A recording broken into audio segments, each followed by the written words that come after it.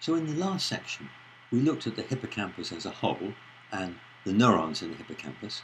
So now let's have a look at the connectivity of the hippocampal system. And there's a very striking pattern of connectivity. This shows the components of the hippocampus proper and the associated cortices. The three cortical areas within the hippocampal system are, as I mentioned, the perirhinal cortex, the parahippocampal cortex, and the entorhinal cortex. Almost all other cortical areas are reciprocally connected with one of these three areas. The only exceptions are the primary sensory areas, where information from one of the senses, like visual, auditory, or somatosensory, first arrive in the cortex. The higher sensory areas all project to either the perirhinal or the parahippocampal cortices.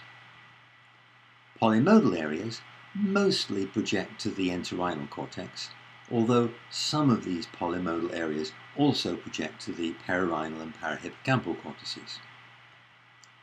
The perirhinal and parahippocampal cortices are reciprocally connected to the entorhinal cortex and also with each other. The entorhinal cortex is reciprocally connected with the hippocampus proper.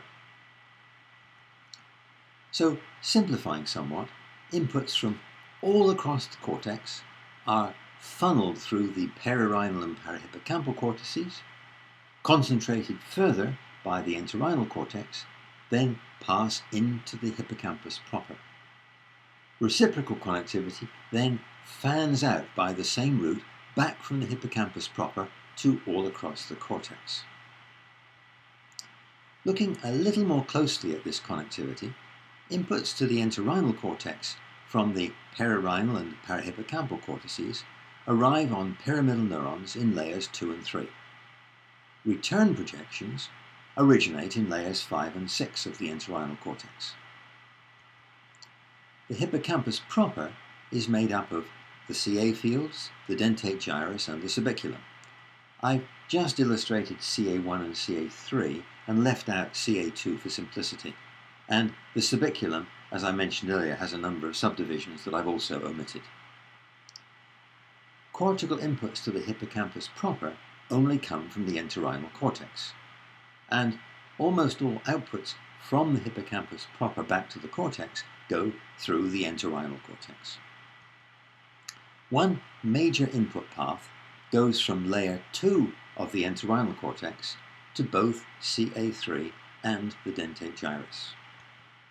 A second path goes from layer 3 of the entorhinal cortex to CA1. These connectivity paths are known as the perforant path because they make up a well-defined axon bundle that penetrates the subicular complex and the CA fields. There's a completely separate return path towards the cortex. Outputs from the dentate gyrus target just CA3, not CA1, and actually not CA2 either, by way of an axon bundle called the Mossy fibers. CA3 targets CA1 via an axon bundle called the Schaefer collaterals. CA1 mainly targets the subiculum, and the subiculum targets the entorhinal layers 5 and 6, which in turn provide outputs back towards the rest of the cortex. So within the entorhinal cortex, there's direct connectivity from layers 2-3 to layers 5-6, and indirect connectivity between the same layers via the hippocampal formation. So let's have a closer look at the connectivity within the hippocampal formation.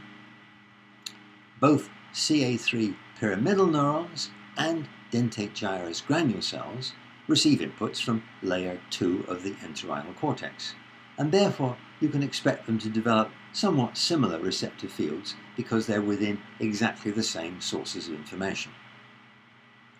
As we described earlier, within the dentate gyrus there are granule cells plus mossy cells in the hilus. These neurons are connected to each other. Granule cells also target CA3 pyramidals directly, but also indirectly via inhibited interneurons in CA3. Then the CA3 pyramidals heavily target other CA3 pyramidals. And also, the CA3 pyramidals provide the outputs to CA1 pyramidals. So let's think about this connectivity in functional terms. There's a positive feedback loop within the dentate gyrus, with granule cells exciting mossy cells and mossy cells exciting granule cells.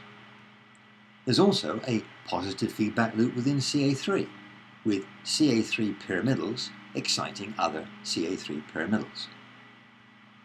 And there's a positive feedback loop between the two positive feedback loops, with granule cells exciting CA3 pyramidals and CA3 pyramidals exciting mossy cells that in turn excite granule cells. With all this positive feedback, it's unsurprising that the hippocampus can be the source of epileptic fits when storms of electrical activity run uncontrolled across the brain. The limiting factor is that there's also a negative feedback connection with granule cells damping down CA3 pyramidals via inhibitive interneurons. And as granule cell activity increases, the inhibitive action on CA3 generally becomes much stronger than the excitatory action. So a key question we'll address later on in the course is, what's the functional role of all these feedback loops?